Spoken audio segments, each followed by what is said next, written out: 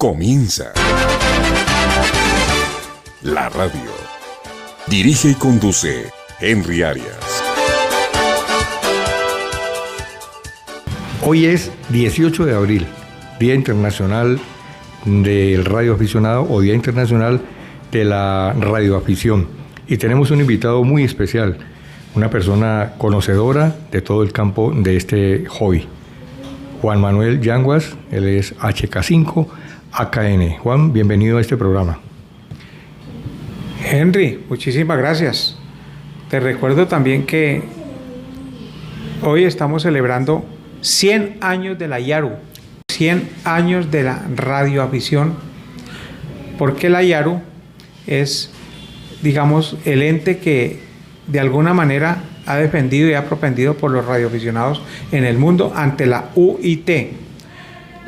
La IARU quiere decir Asociación Internacional de Radioaficionados y acoge a todos los radioaficionados del mundo, pero nos defiende nuestros intereses. Nos representa, digamos. Y nos representa ante la Unión Internacional de Telecomunicaciones, y que sí es un ente regidor de las comunicaciones ante los países del mundo. Bueno, Juan, a manera de ilustración para nuestros oyentes, si tuviéramos que definir qué es un radioaficionado, o mejor, qué es la radioafición, ¿cómo lo pudiéramos definir?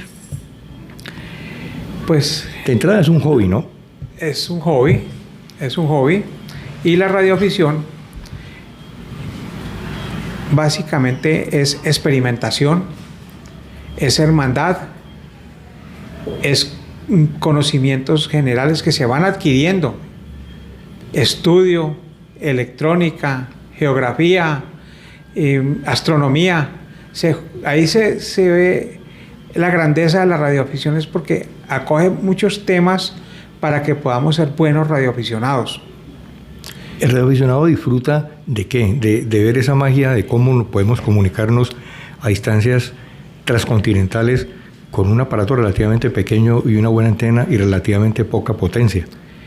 Ese es como ese disfrute de esa magia, ¿no? Para una persona moderna es muy difícil entender la importancia o el alcance que tiene el hecho de poderse comunicar a distancia con otra unidad, con otra persona, precisamente porque pues el internet nos permite con presionar una tecla hablar con cualquier persona en el mundo entero.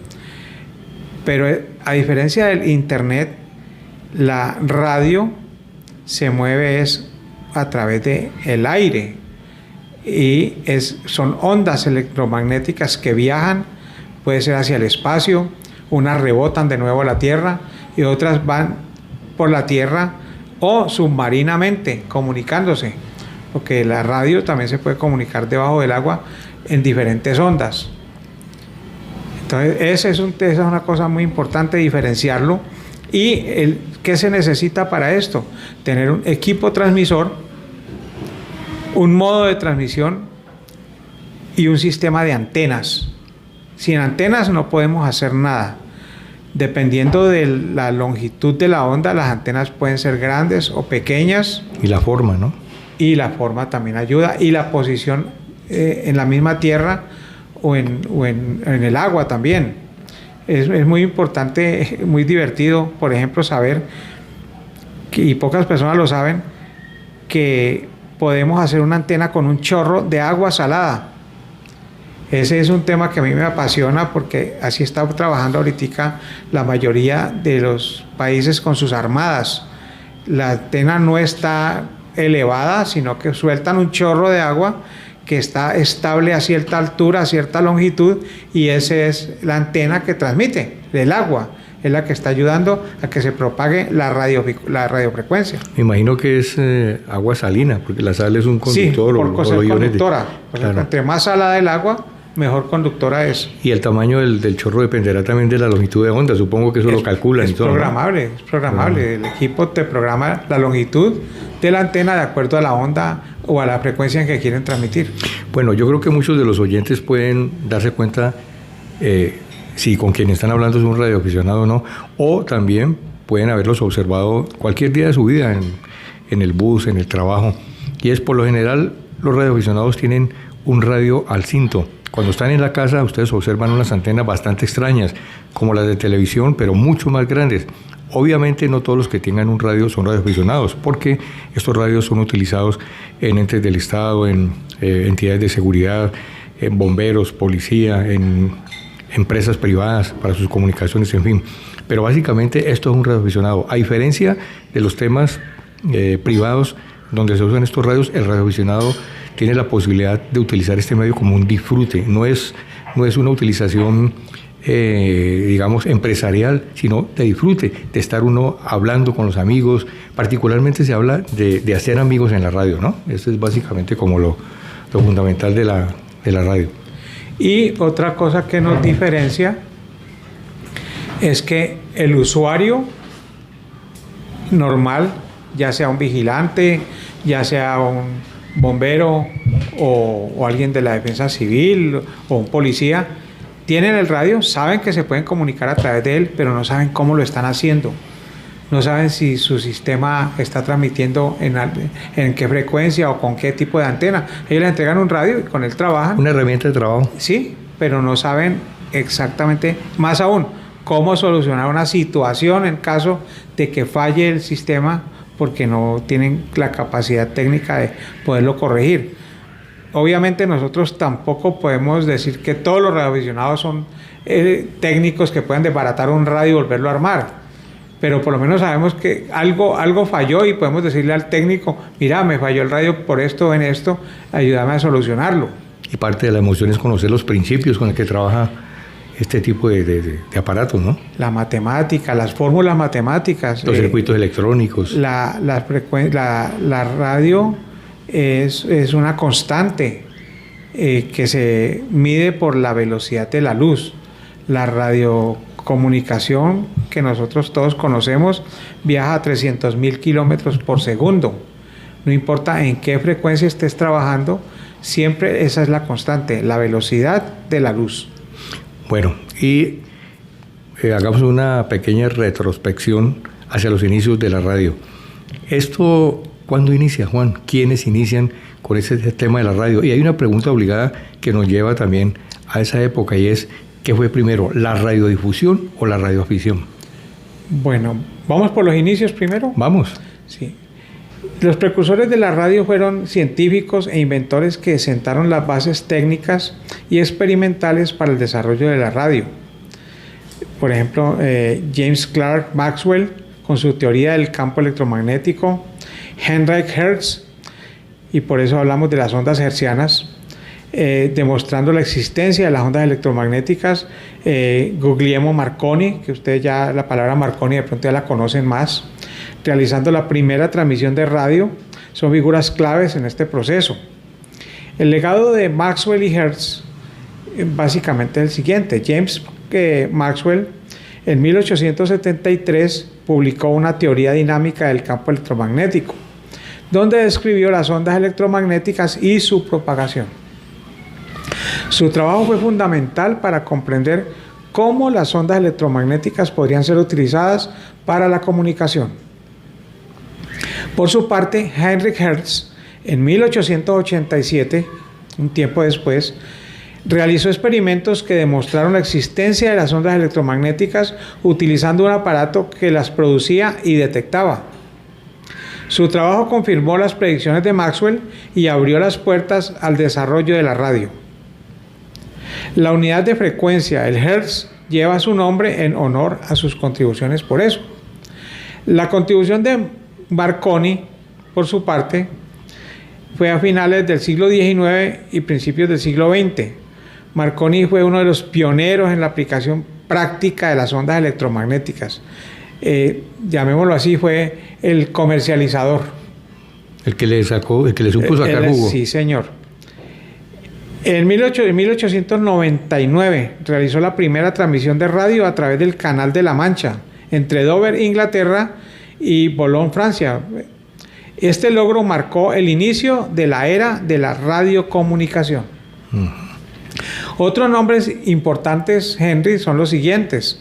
Por ejemplo, todo el mundo ha oído hablar ahora con los carros Tesla. Tesla. Bueno, Nikola Tesla fue un genio moderno, catalogado probablemente como nuestro amigo Leonardo da Vinci. Fue un genio. Él también contribuyó al desarrollo de la radio, desarrollando un sistema de transmisión de energía sin hilos. Inalámbrico, digo. Sí. Y otro fue ruso, Alexander Popov. Fue reconocido como un inventor de la radio en Rusia, desarrollando un sistema de radio similar a los otros inventores. Está también Henry Dodowicki, Greenleaf Witter Pickard, quienes inventaron el primer aparato de radio, la radio de galena, que te acuerdas del experimento tan bonito con eso fue en 1910. George Frost, quien desarrolló un prototipo de receptor de radio e incluso lo instaló en su Ford modelo T en 1922. Fue el primer móvil. La primera unidad móvil. Sí. John Bardeen, Walter Brattain, William Shockley inventaron el primer transistor en 1948, lo que revolucionó la radio al permitir dispositivos más pequeños y eficientes. En resumen, la invención de la radio fue el resultado de la colaboración de muchos científicos e inventores que a lo largo de diferentes periodos sentaron las bases teóricas, experimentales y tecnológicas para su desarrollo. La inteligencia artificial generativa es experimental. Marconi o Tesla, ¿quién inventó el radio? De los dos, ¿cuál? Porque siempre está esa duda, ¿no? Sí, claro, igual que todos los inventos. Sí. Muchos consideran a Tesla, quien nació en 1856 y murió en 1943, el verdadero inventor de la radio, aunque fue Marconi, quien nació en 1874 y murió en 1937, quien presentó la patente en 1904. Como consecuencia, en 1909, Marconi recibió el Premio Nobel de Física por su contribución a la telegrafía sin hilos. ¿Qué fue primero? ¿Si la radioafición o la radiodifusión? Te lo preguntaba porque básicamente entendiendo que dentro del concepto de la radioafición actualmente se entiende que están los aspectos técnicos, está el radioaficionado integral que no solamente le gusta hablar, sino que también le gusta construir sus propios equipos, aunque esto se daba más antes, ahora ya es más difícil, o por lo menos es diferente, porque pues la tecnología ha cambiado, ahora se habla de circuitos integrados, de módulos que se cambian, a diferencia de los radios antiguos en donde era el propio radioaficionado el que construía inclusive los aparatos. Y remontándonos a esa época de la que estamos hablando, 1830, 1833 y 1900 en adelante, en esa época la radio surgió como fruto de la experimentación, de querer hacer, de querer qué pasa si yo hago esto, si muevo esto, si produzco esta chispa. Inclusive los radios iniciales parece que lo que emitían era chispas, ni siquiera era, la ponía vino después, cuando se incorporó la ponía a los circuitos de oscilación o a las radiofrecuencias, pero eran chispas que se emitían en un lugar de la Tierra y a un lugar distante, como con la separación del Canal de la Mancha, en el ejemplo de Marconi, se recibían al otro lado. Y eso era un hito. Bueno, ¿qué pasa? ¿Por qué yo produzco una chispa acá? ¿Por qué se escucha al otro lado? Inclusive habían aparatos que se diseñaban para producir chispa, uno lo recibía y el otro lo emitía. Eran sistemas separados, ¿no? El de recepción y el de emisión. La precursora de la comunicación vía radio fue la onda continua, el Charlie Whiskey, lo que llamamos Charlie Whiskey, Continuous Wave, la onda continua, que es el código Morse. Aprendieron con esas chispas a alargarlas, que sea larga o corta el toque, para saber si era una línea o un punto. Y las codificaron, le dieron asignación, le dieron sentido. Ahí le dieron sentido a eso, lo volvieron un código, una clave. Y ya eso se convirtió en un medio de comunicación. Antes de eso se manejaba, por ejemplo, en navegación marítima, los códigos de uso de banderas de colores con señalización a larga distancia. Para enviar mensajes. Para enviar mensajes. Codificados, obviamente. Y ahí ya obviamente a través de los años se va desarrollando ya la modulación por voz, que uno puede hablar y la onda transmite la voz de uno a través de la amplitud modulada. Nosotros trabajamos con amplitud modulada durante muchos años hasta que alguien descubrió que se podría mejorar la distancia y la forma de hablar a través de las bandas laterales. Ahí nace el SSB. Single Sideband. Y obviamente después de eso, el otro avance gigante fue la frecuencia modulada, que todos nos encanta escuchar música en frecuencia modulada porque podemos tener 2 canales para poder escuchar en estéreo. La estereofonía, sí. Y después de eso ya se vinieron los modos digitales y la modulación digital, que es diferente. Bueno, usted se me adelantó ya mucho, pero volvamos al pasado, obviamente adelantemos un poco.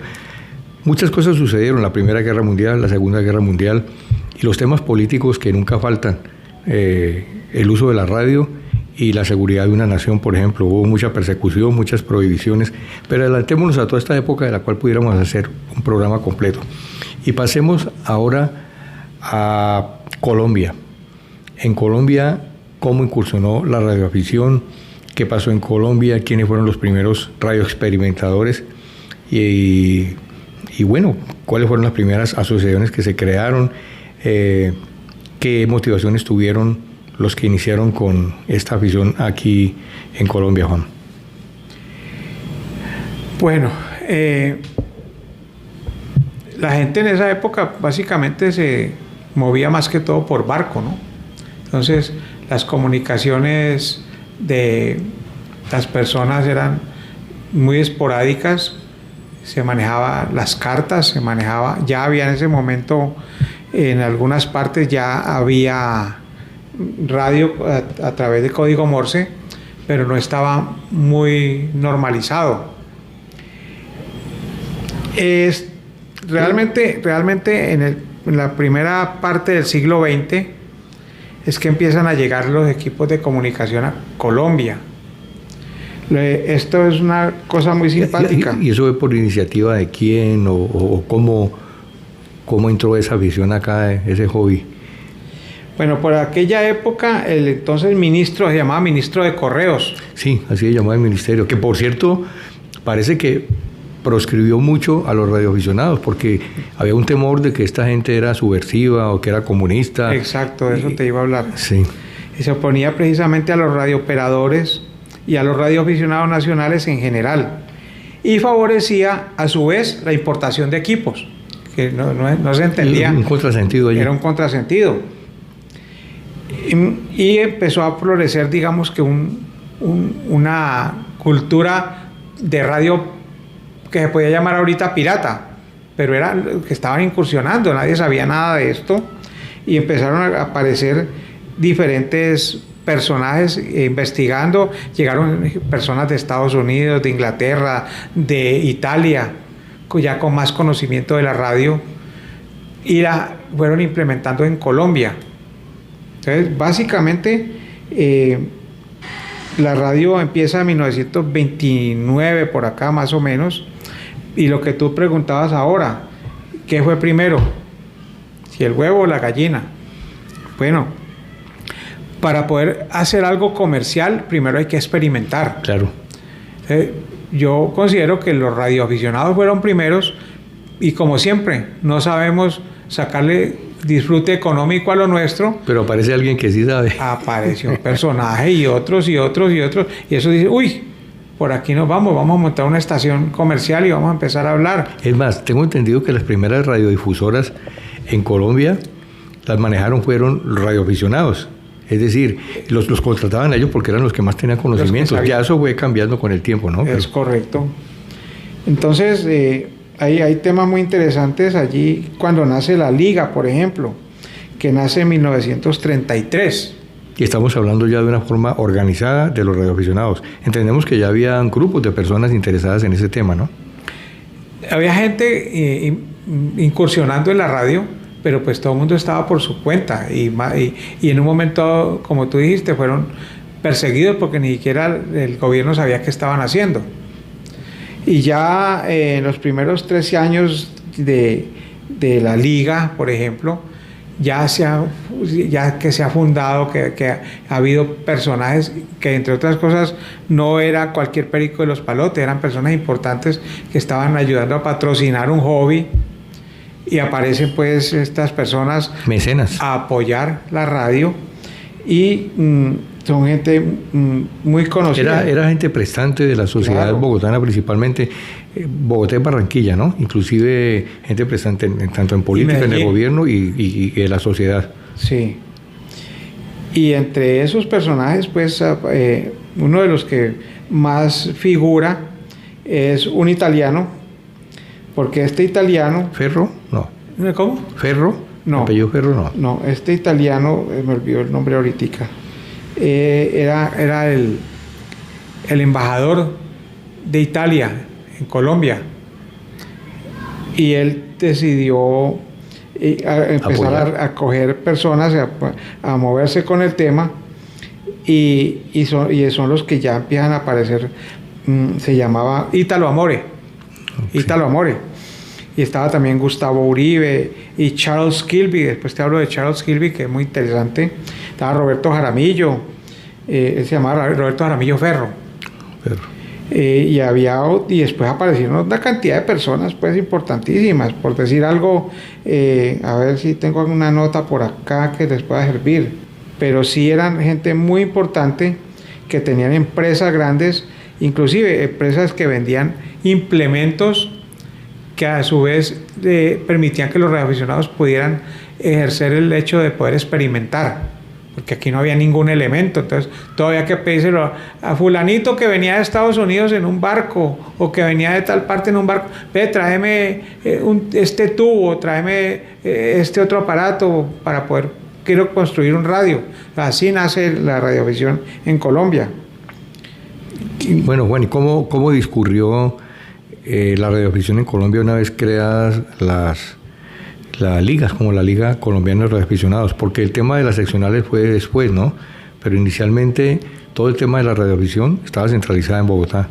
Sí, técnicamente sí. Pero aquí en Cali, por ejemplo, ya había personas investigando. Y tenemos, por ejemplo, a Enrique Valencia, que Enrique Valencia ya en 1929 estaba experimentando con radio. Acá en Cali. En Cali. Y en otras partes, porque ya la radioafición en este momentico ya está en la etapa en que hay emisoras y la gente quiere escuchar las emisoras, pero no hay radios para escuchar las emisoras. Entonces la gente construía sus radios de escucha. Pero estamos hablando de la radiodifusión comercial. Claro, pero por eso te hablo de emisoras. Sí, correcto. Porque la gente decía, bueno, yo quiero estudiar, yo quiero escuchar, entonces, ¿cómo hago? Entonces, empiezan a aparecer manuales que más llegan de Estados Unidos, y entre esos manuales aparece cómo hacer un radio para escuchar, y la gente empieza a construirlos, y de ahí ya empieza la parte de cómo hacer un radio para transmitir. Antiguamente uno tenía que construir el radioreceptor e independientemente aparte, sí, se hacía el radiotransmisor.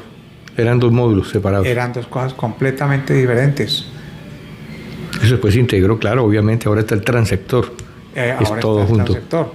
Bueno, ¿y cómo discurre ya, una vez establecidas las ligas en Bogotá y las descentralizadas o las seccionales en Cali, en Medellín y en otros lugares, qué función tenían estas entidades? Aparte de, bueno, obviamente tenían sus estatutos y todo, pero ¿por qué propendían? ¿Era para organizar, para mantener unidos a los radioaficionados en una sede física?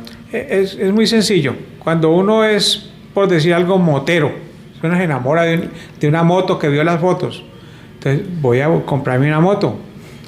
Pero, qué rico tener a alguien que me acompañe en otra moto, que tenga el mismo hobby, el mismo gusto. Entonces, obviamente, se unen las personas que tengan los mismos gustos. En cualquier cosa, claro, en ajedrez, en cualquier cosa, siempre se crea por eso una asociación de interesados en esa actividad. Llamémoslo hobby. En la radio fue exactamente lo mismo. Empezaron a aparecer personas que ya se riega la voz.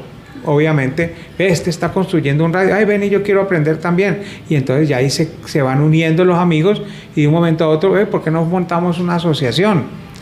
Y ahí ya o se unen a una asociación ya existente, o crean una paralela, o una sin saber que existe la otra. Pero crean una asociación por naturaleza. Los hombres somos gregarios, el ser humano es gregario. Nos gusta estar unidos en grupos con cosas afines a nosotros. Bueno, Juan, ¿qué tal si comenzamos a hablar un poco ya de la ejecución de esta afición, de la realización de los temas prácticos, tener un radio en la mano y podernos comunicar con el mundo a grandes distancias, en otras latitudes?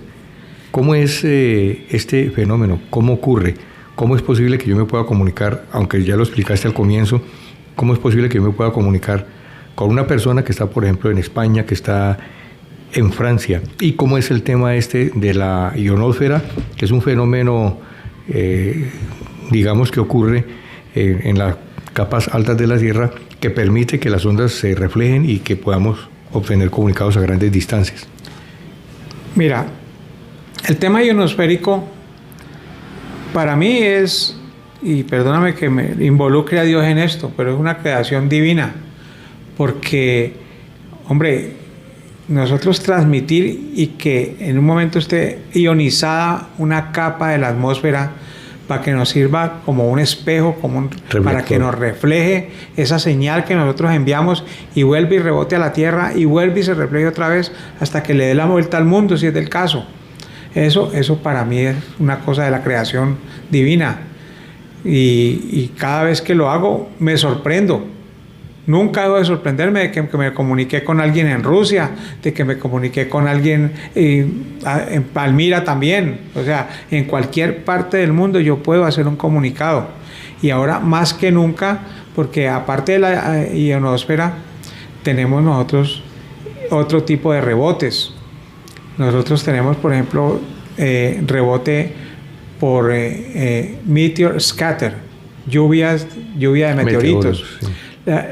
Con los meteoritos pasa algo esporádico, sí, similar, pero muy bonito, porque si el meteorito está soltando su estela, en ese momentico está ionizando la atmósfera en ese sector. En la cola, digamos, que va dejando. Deja en la cola, y eso es el espejo, pero para las comunicaciones en frecuencias altas, muy altas, en VHF.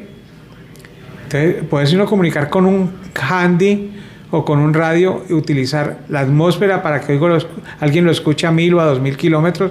Es una maravilla, no sucede siempre. ¿Cómo predecir dónde hay lluvia de meteoritos? ¿Eso se puede calcular o hay formas? Por eso te digo, hay que conocer un poco de todo. Sí. Los astrónomos lo predicen. Los meteoritos pasan de una manera muy precisa, en tiempos, haciendo esos pases cerca a la Tierra. ¿En qué lugares específicos? Bueno, eso es indeterminado. ¿O hay lugares específicos como la aurora boreales, por ejemplo, que solamente son en ciertas zonas de la Tierra? ¿Esto de los meteoros puede ocurrir en cualquier lugar? Pues tengo entendido que sí puede ocurrir en cualquier lugar. Y debido a varios meteoritos tienen diferentes nombres y tienen las fechas, y uno ya sabe las fechas en que va a haber ese fenómeno y lo puede utilizar. La luna es un satélite gigante de la Tierra y también puede servir como espejo. Uh-huh. Ahí se necesita más potencia, equipos más sofisticados, pero se puede. Yo transmito desde acá, y de acuerdo a cierto posicionamiento de la antena y potencia y todo, yo puedo hacer que otra persona me escuche simplemente porque mi onda, que en circunstancias normales no tendría un alcance suficiente, pero a través de la luna podría llegar más lejos. La luna actúa como un espejo. Claro que va a llegar muy lejos. Y la calidad del sonido buena igual. Se necesita más potencia. Necesita más potencia. Generalmente los que hacen meteor scatter ya hablan de 1 kilovatio o 2 kilovatios en VHF, por ejemplo. Bastante. Pero hay gente que hace contactos con menos potencia y se puede lograr. Lo que sí se requiere es que haya información de otras personas para saber que están ahí pendientes de esa comunicación. Lo mismo que hizo Marconi, él tenía que tener a alguien al otro lado que lo escuchara, porque si no iba a llegar a oídos sordos. Sí, así es. Entonces siempre tiene que tener un corresponsal. En la radioafición eso es lo que sucede. Nosotros tenemos segmentos de las bandas asignados. Entre tal frecuencia y tal frecuencia estamos los radioaficionados. Y si otro radioaficionado prende su radio, tiene que acomodarse en esas frecuencias y estar escuchando a ver si de pronto escucha a alguien más. Estar en sintonía, propiamente. Hoy en día es más fácil porque existen los clusters. Los clusters son básicamente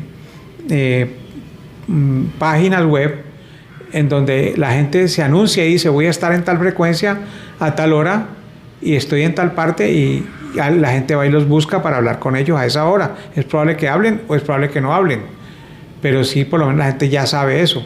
Antes era un poco más complicado y se hacían revistas y se repartían revistas para que la gente lo estuviera en otras partes del mundo y poderse comunicar con otros radioaficionados. O si no, lo que yo hago, que me encanta hacer, y es las comunicaciones aleatorias.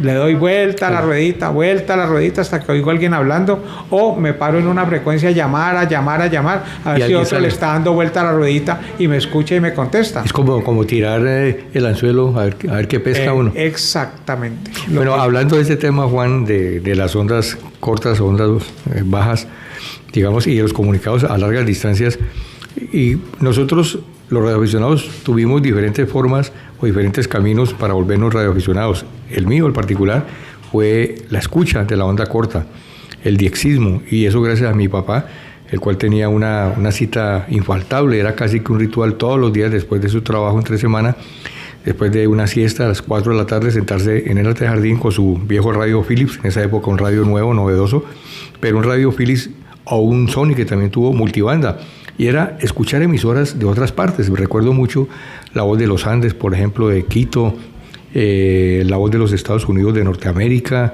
Radio España, Radio Martí, que a propósito el gobierno de Trump en estos días la clausuró también. Es una novedad, era de las pocas, y la menciono porque era de las pocas emisoras que entraba con mucha potencia acá. Una emisora que todos distinguimos por ser anticastrista, que tenía su ubicación o su sede de operaciones en Miami. ¿Usted recuerda, Juan, qué otras emisoras de esa época que uno vendían las grabadoras y los radios multibanda con selector, y era un deleite escuchar esas emisoras de otras partes? Las radios holandesas. Radio Nederland. Sí, holandesa. Tenían muy buenas emisoras. Emisiones en español, Voice ¿no? of America, La Voz de América. La Voz de América. También muchas emisoras. Uno le daba la vuelta y escuchaba muchas cosas. Por mucho tiempo funcionaron también emisoras de de onda corta en Colombia. Ah, sí, Caracol, las básicas tenían emisiones en onda corta, Caracol, RCN, Radio Sutatensa. Y había allá más abajo también frecuencias que utilizaban para que la gente del campo los escuchara, e inclusive impartían clases por allí. Sí. La radio ha servido para mucho. Mira, hablando de ese tema, en una de las partes donde más han investigado la radio, los radioaficionados, es en Australia. ¿Por qué? Porque Australia es un inmenso territorio casi inexpugnable y no hay otro medio de comunicarse sino la radio. Crearon escuelas porque de una finca a otra finca eran cientos de kilómetros de distancia, y los niños todos tenían la cita para comunicarse vía radio por HF con sus profesores, los cuales les dictaban clase. Las fincas allá se recorrían en avioneta. Después, ahora ya modernos, usan helicópteros. Pero las distancias allá son muy grandes y tú encuentras mucha camioneta, mucho carro, mucho camión con antenas de HF, porque todo el mundo se comunica a larga distancia allá para poder estar. Ahora, obviamente, ya salieron los teléfonos satelitales. Sí, claro. Entonces ya los radios necesitados, que siempre la gente menciona eso como despectivamente, dejan de participar como radioaficionados porque se pueden comunicar a su casa de otra manera, con los radios satelitales, que es casi como tener un celular en la mano. ¿Usted recuerda, Juan, a Radio Sutatensa en Cali? Sí. En Colombia. Sutatensa fue muy importante, muy importante. La antena creo que estaba en Sonso, mirando a Buga. Hablando del campo de la educación, ¿no? El papel que jugó esa emisora en particular, o esa cadena, o esa empresa, en materia de educación del pueblo colombiano. Las escuelas, los alumnos en el campo tenían horario de clases, y los profesores y los temas y todo, Radio Sutatensa. Efectivamente, la antena del transmisor es el que es hoy la W Radio, que es, después de Radio Sutatensa pasó a ser Radio Net, y después de Radio Net pasó a ser la W Radio. Eso es tal vez una de las antenas más largas que existen, debido a la frecuencia que manejan. Claro. Sumamente alta. Es una torre hermosa. Yo paso cada vez que voy para Buga, me quedo mirándola. Sí. Sí. A mano derecha, sí. Mira, referente al estudio, hay una anécdota moderna de la época de la pandemia en Colombia. Un radioaficionado paisa, un profesor, tenía su licencia, era de novicio de segunda categoría, pero no podía ya visitar, no podía ir a la escuela a atender a sus niños, porque pues obviamente por la pandemia todos los niños estaban cuidándose, y él decidió comprarse unos equipos, y esos equipos los repartió entre todos sus estudiantes y montó una estación él. Y todos los niños de la vereda, sin necesidad de salir de sus casas, presentaban sus tareas vía radio, con unos radiecitos Talk About, los GMRS, con eso. Y ese hombre yo lo admiro muchísimo. Pienso que hizo una excelente labor y sé que muchas personas le han hecho homenaje, y desde acá también se le hace un homenaje al radioaficionado. La radio, con temas de actualidad.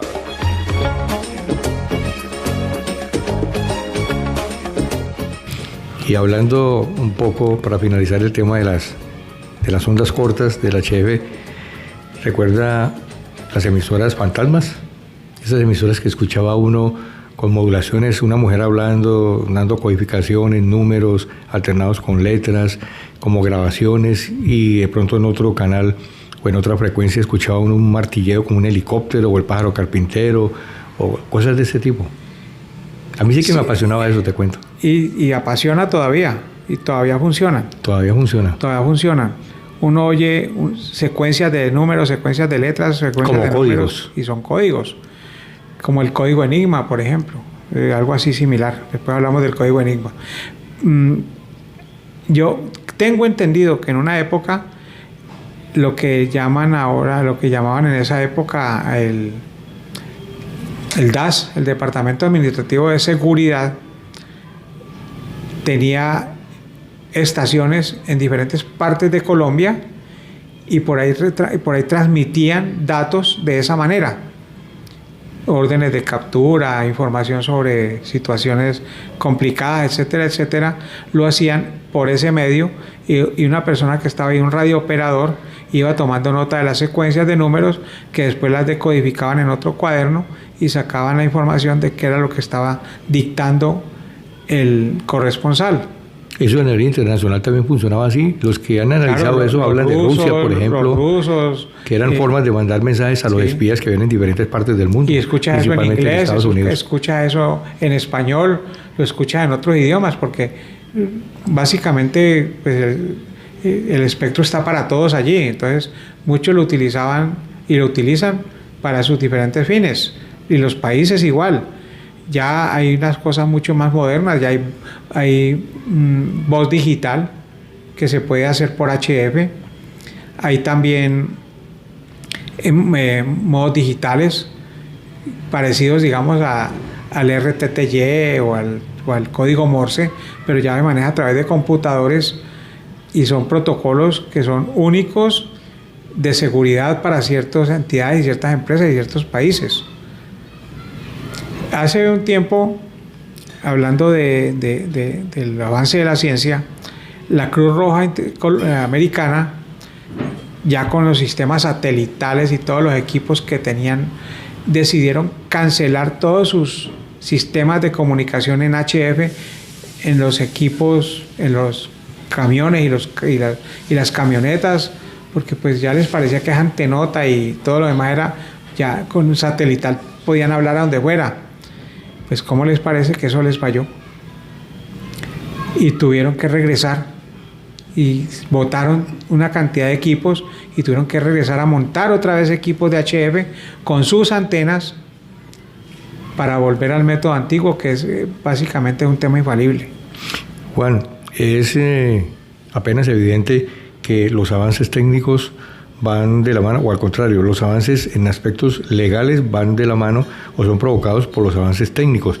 Pero en este momento la legislación, particularmente en Colombia, piensan algunos, se ha quedado un poco atrás en el sentido de los avances que tenemos y de la clasificación de las licencias que se tienen para operar determinados modos y determinadas formas de hacer radio. Y estoy hablando particularmente de los sistemas híbridos, por ejemplo, en donde la radio operada mediante las ondas electromagnéticas se mezclan o se pueden configurar para ser utilizadas con sistemas de internet, por ejemplo. Algunos vienen polémicas en ese sentido, de los que dicen que eso no es radio y todo, pero eso digamos, ahora, un hecho cierto es que eso no está prohibido, y a muchos les gusta ese tipo de información. Hablamos del Ecolink, del Brainmeister, por ejemplo, que utiliza una forma de modulación digital especial que hace posible que usted se comunique con un interlocutor, por ejemplo, en cualquier parte del mundo, literalmente, ya mediante la utilización del internet. El Ecolink es algo parecido, pero igual usa también el internet. ¿La legislación está atrasada en este momento en Colombia? Los norteamericanos, para dar un ejemplo, hacen una vía, y esa vía inicialmente no pasa sino 100 carros, porque pues, es una vía nueva, pero está diseñada para que pasen 2 millones de carros a la semana. En vez de hacer un solo carril, hacen 8 o 10 carriles. Se anticipan, digamos, al futuro cercano. Exactamente. Nosotros somos un poco más obtusos en eso, en muchos temas, y en el radio no nos quedamos atrás en eso. Entonces, ¿qué pasa? Diseñan o sacan un decreto, no es con mala fe, pero pensando en el presente.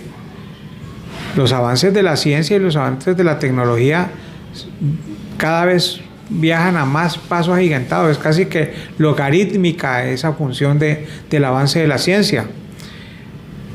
Y hoy en día hay muchísimos modos de modulación, muchísimas formas de comunicarse que no están legisladas. Y no hay una puerta abierta que permita ampliar eso.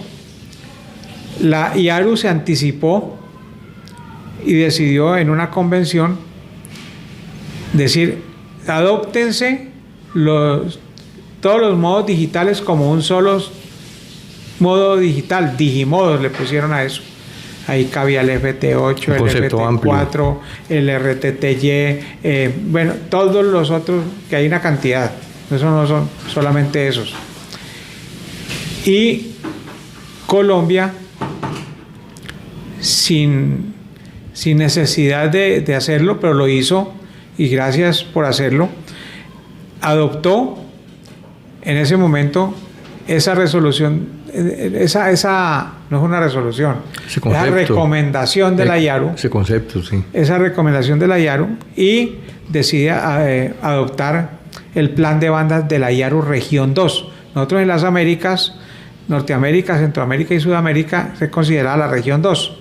Entonces se adopta por parte del Ministerio de las Comunicaciones en una resolución el plan de bandas de la IARU. Técnicamente está ahí acogido todo. Falta que lo normalicen, que lo legalicen en un decreto. Sí. Hombre, sí, en el decreto diga, si adoptamos esto y esto y esto y esto, entonces ya ahora de aquí en adelante no vamos a diferenciar, sino que todos son digimodos, y todos los que hay y todos los que vengan son bienvenidos. Entonces, ahí es donde está dejar la puerta abierta de que la gente pueda en un momento dado sacar adelante nuevos protocolos. Tú en estos días hablaste por radio del M17. Sí, una sorpresa, porque eso fue, pero ahí no son modos, sino sistemas de modulación. Un sistema, sí, de modulación de voz digital. Hecho por radioaficionados, ¿no? Para radioaficionados, por radioaficionados. Es un sistema parecido al DMR, que es Digital Mobile Radio, y si tú escuchas en un radio que no tiene el mismo sistema, escuchas un ruido estridente impresionante. Eso es el DMR. El M17 es un poco similar, pero ya ahorita pocos radioaficionados lo tienen, pero ya salieron radios para eso. Volviendo al tema de la actuación de los radioaficionados.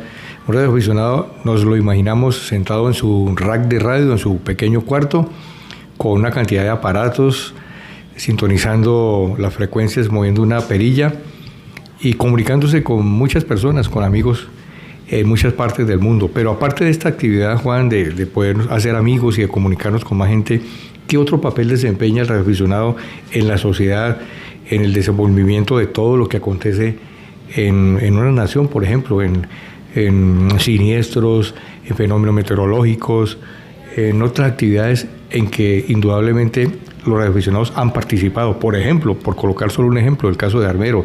Yo no sabía, me enteré en estos días que el alcalde de Armero era radioaficionado y que él jugó un papel importante, aunque pereció con su familia, jugó un papel importante en el aviso que se dio en conjunto con la Cruz Roja y los entes gubernamentales para pues salvar a la gente que se logró salvar, aunque fue poca relativamente, porque es que el fenómeno fue como muy abrupto, fue de un momento a otro. Entonces, ¿qué otro papel tiene el radioaficionado?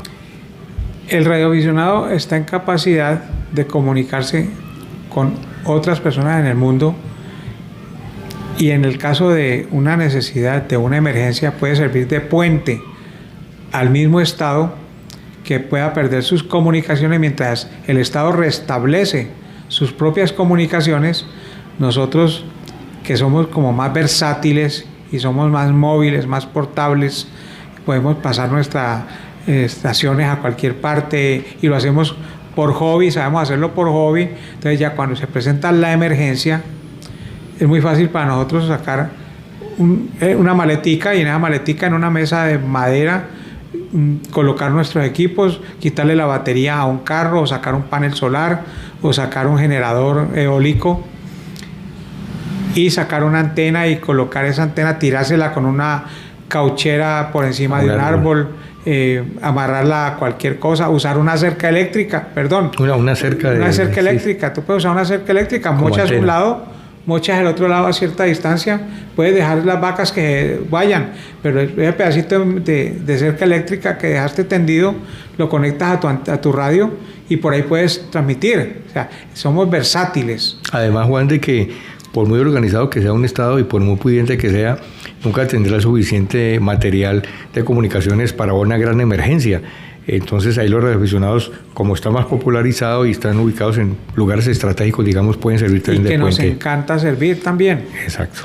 Entonces ahí inmediatamente entramos nosotros en protocolo de emergencia y lo que hacemos es apoyar al Estado en eso. Entonces vamos al tema de qué más puede hacer el radioaficionado. Pasada la situación, ya viene la parte de la mitigación. Y en la mitigación también somos muy importantes. Podemos ayudar a hacer inventarios, a pasar inventarios de un punto al otro vía radio, de buscar personas. Una persona está en Sudáfrica y anda desesperada buscando a la mamá que vino a visitar al tío. Nosotros nos encargamos también, así igual como lo hace la Cruz Roja, que hace una labor hermosa. Nosotros a través de nuestros medios también creamos un sistema de redes de búsqueda de personas. Eso lo acabamos de hacer en Acapulco. En Acapulco fue muy importante esa ayuda, porque estaban completamente incomunicados y había muchas personas que estaban allí y la familia no tenía ni idea de dónde estaban quedando, qué estaban haciendo, si habían perecido, si no habían perecido. Y un grupo de radioaficionados mexicanos empezó a buscar en todos los puntos que tenían de shelters, donde estaban quedando las personas que han recogido, y en esos inventarios encontraron personas que daban por desaparecidas y dieron tranquilidad a sus familias. En Mocoa hicimos lo mismo también. En Mocoa había muchas personas de turismo allá en Mocoa. Había unas niñas alemanas que llamaron a su familia antes de eso y dijeron, vamos a Mocoa a pasear. Y llegó Mocoa y se llevó todo y las niñas no aparecían. Afortunadamente las niñas estaban bien y logramos ponerlas a hablar con sus familias por radio. Esas niñas y esa gente lloraba por radio, entonces uno se siente súper satisfecho. Hemos ayudado en búsquedas de navíos, en búsquedas aéreas. Te iba a preguntar eso, en barcos que quedan a la deriva, ¿no? Muchos barcos quedan a la deriva muchas veces y la gente no se da cuenta. Por ejemplo, nosotros, yo pertenezco a una asociación que se llama ARES, es la Asociación de Radioexperimentadores del Suroccidente en Colombia. Pero ARES ha creado una red muy simpática de servicio a la comunidad que ya se ha internacionalizado y estamos en América, en toda América. Hace poco se presentó un barco que se iba a la deriva cerca de San Andrés, y ese barco no tuvo otro medio de comunicación que un radioaficionado venezolano, y ese radioaficionado venezolano se comunicó con nosotros y nosotros nos comunicamos dando la vuelta con la Armada Nacional, y la Armada Nacional rescató ese barco que iba a la deriva. Y a la inversa también lo hemos hecho. Hace poco, cerca de Los Monjes, venía un barco venezolano a la deriva y logramos que saliera el gobierno colombiano a apoyar ese barco, y la Armada colombiana rescató el barco venezolano. Entonces, ¿quiénes han hecho eso? Los radioaficionados, que estamos siempre a la escucha. Porque un señor le dio por pedir auxilio, y nosotros tenemos una cosa que llaman las cadenas. Manejamos las cadenas, o sea que se une un grupo de amigos a hablar por radio, a reportarse, y hay gente que ya sabe a qué hora se reporta esa cadena, y la persona que venía en el barco sabía eso y pidió auxilio ahí en la cadena, y todo el mundo salió a apoyar. Esos son temas importantes. Las cadenas antes tenían mucho más valor porque pues no había satelitales, no había otros sistemas, y mucha gente lo picaba una culebra y acudían a la cadena para buscar el antiofídico, o se accidentaban. Y hace poco rescatamos también a través de los radioaficionados de Santa Marta a una persona que se cayó allá en Pico Bolívar, y logramos que lo fueran a rescatar los bomberos y los grupos de rescate de Santa Marta, porque no podía moverse de allí donde estaba por la fractura que tenía. Bueno, Juan, ya finalizando ya llevamos casi una hora de conversación acá. ¿Qué le diría usted a aquellas personas que están interesadas y que no saben cómo vincularse a este mundo de la radioafición? Hoy, un día muy especial, es el Día Internacional de la Radioafición, Día Mundial de la Radioafición. Bueno, yo creo que a todos nos interesa lo desconocido, lo misterioso, y si lo miramos como lo que es un misterio, cómo estas ondas radiales pueden llegar a cualquier parte, y todos los equipos que cada vez se hacen también mucho más divertido manejarlos. Además que los muchachos hoy en día tienen mucho más conocimiento en computadores, por ejemplo, en programación. Los equipos se han vuelto muy de ese lado, muy de ese lado de la computación, de los sistemas. De lo digital, sí. Entonces, yo hace un tiempo no sabía que era un Raspberry, o no sabía que era un Arduino. Y en la medida que van llegando esas cosas, pues lo vamos asimilando, pero los pelados están naciendo con ese chip. Entonces, si logramos que ellos sepan que con esos sistemitas también pueden hacer comunicaciones, generar comunicaciones y hacer todo tipo de experimentación, entonces van a querer interesarse en esto. Y yo les diría que busquen en sus ciudades, en sus departamentos o a nivel nacional, las entidades con la palabra radioaficionado, y van a encontrar en todas partes alguien que los acoja y básicamente los apadrine para que se sientan acompañados, para que se sientan que no están solos en esto, y que pueden ir de la mano de alguien que los puede guiar y apoyar en radioafición a la parte de emergencias, y también aprender muchísimo. Eso nos da mucha capacidad de aprendizaje y nos da mucha capacidad de conocimiento. Eso sería más que todo lo que yo te diría, que no les dé miedo preguntar, y busquen quiénes son los radioaficionados. Para eso está el internet, y toquen puertas, llamen a algún teléfono que alguien les va a contestar. Bueno, estuvimos con Juan Manuel Yanguas, HK5 AKN, una persona que conoce de cerca la historia de la radioafición en el mundo, pero también aquí en Colombia. Muchas gracias, Juan, por esta entrevista, y feliz Día Mundial del Radioaficionado.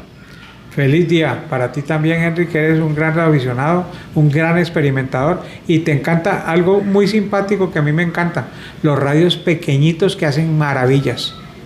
Esos radios de bolsillo. Sí, casi que de bolsillo, con el cual te puedes comunicar por el mundo entero. Me encanta eso, sí. Una maravilla. Muchas gracias, Henry, por esta entrevista. Finaliza la radio. Hasta una próxima emisión.